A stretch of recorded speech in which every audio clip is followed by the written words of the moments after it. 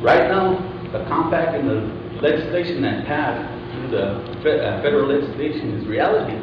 You have a question? Have a right. Bill, I'm sorry, do you have a question? Yeah, that's our or and we need plenty of time for other people. Where would Bill get his water? That's what I'm asking. Your question is, where would Bill get his water? Yeah. An analysis needs to be done. He could potentially drill and obtain his water. And he can do that. What I'm saying is he can do that right now under the compact. You get a permit from the tribe. And that's what the state has backed out because of those over-appropriate streams and rivers or creeks. Okay, thank you for your statement. And I'd like to ask you fellows to respond to questions, please. Okay. I don't want to put you in a position of having to rebut statements, okay? That's not our purpose here today. But thank you, you made the point. Okay. Okay, here's a question then. And this is one of the first safeguards that came in. Can polluted water be treated so it can be drinkable? I can answer that. Okay, good. Okay, yes it can. As a matter of fact, if you think about it, as a society we use water to whisk away our waste products, right? Then what happens to that water? It gets collected, it gets treated, and then we end up using it again, or someone downstream ends up using that water. The technology exists to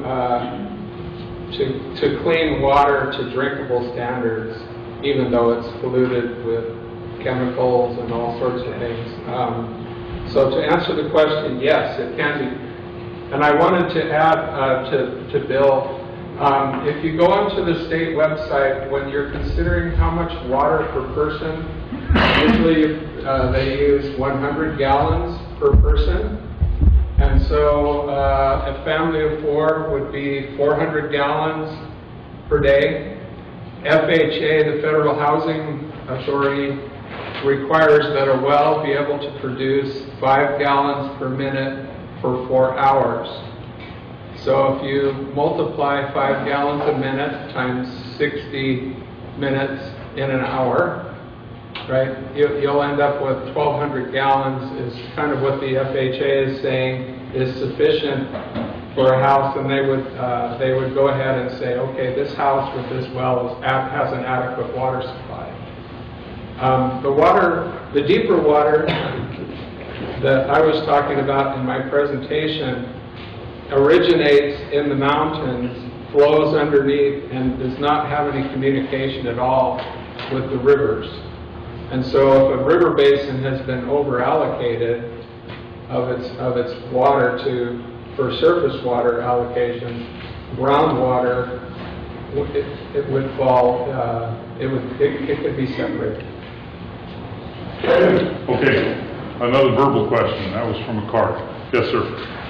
You or Mr. Eggers could probably answer this question, but since he's the speaker, now there's a world of difference between appropriations and authorizations.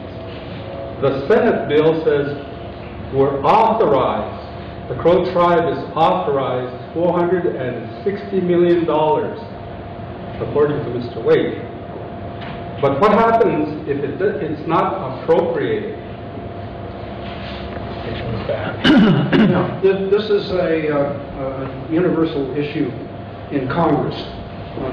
If you tune into the political pundits these days, they say that we're broke, and the Republicans say we have a huge $14 trillion deficit and that we don't have any money.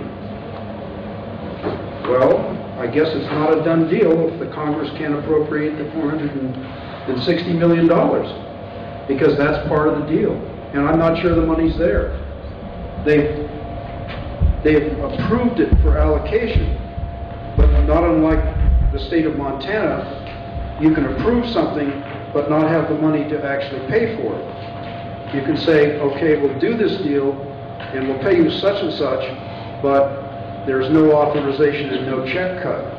So if there's no check cut to the Crow tribe, My recollection is that the water compact self-terminates in the ratification portion something like June 31st, 2016.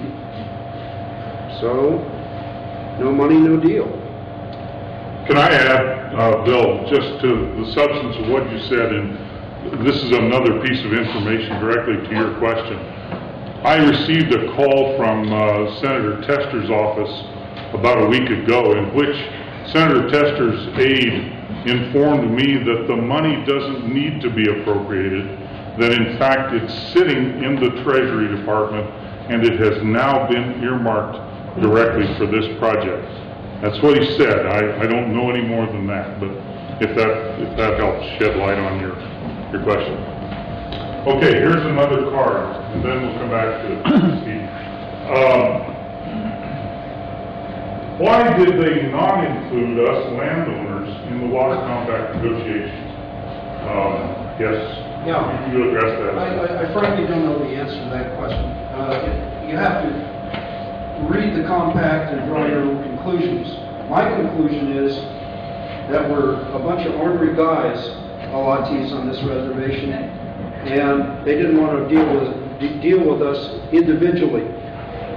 And so, since they didn't do a PIA, it didn't push the solution in the direction of first determining what the quantification is. That is, to determine quantification is how much water's out there and who needs it.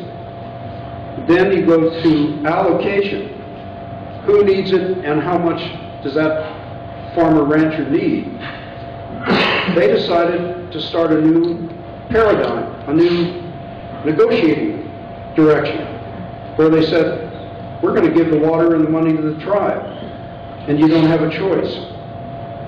That's Lone Wolf versus Hitchcock, that says Congress has the plenary or absolute power to decide our fate.